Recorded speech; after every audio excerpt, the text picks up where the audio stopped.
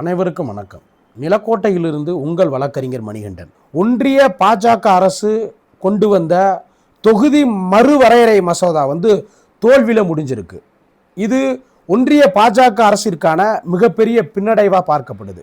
இது ஒருபுறம் இருந்தாலும் கூட தொகுதி மறுவரையறை மசோதா என்ற ஒரு பேச்சு எழுந்த உடனேயே இது தென் மாநிலங்களுடைய உரிமையை பாதிக்கும், நிதி விஷயங்களாக இருந்தாலும் சரி, மாநில உரிமைகளை பாதுகாக்கக்கூடிய விஷயங்களாக இருந்தாலும் சரி, இது தென் மாநிலங்களை பெரிய அளவில் பாதிக்கும் என்று தெரிந்த உடனேயே உடனடியாக எதிர்ப்பு எழுந்த முதல் மாநிலம் தமிழ்நாடு தான். நீட் தேர்வாக இருக்கட்டும், ஜிஎஸ்டியாக இருக்கட்டும், மாநில உரிமைகள் எப்போதெல்லாம் பறிக்கப்படுகிறதோ அப்போதெல்லாம் எந்தவித தயக்கமின்றி கண்டனத்தை பதிவிடக்கூடிய மாநிலம் தமிழ்நாடு தாங்க.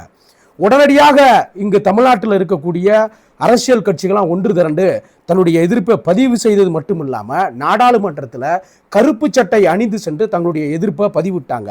இந்தியா என்ற தேசம் கட்டமைக்கப்பட்ட காலத்திலிருந்தே மாநில உரிமைகளை பாதுகாக்கக்கூடிய முதன்மை மாநிலமாக இருப்பது தமிழ்நாடு மட்டும்தான்.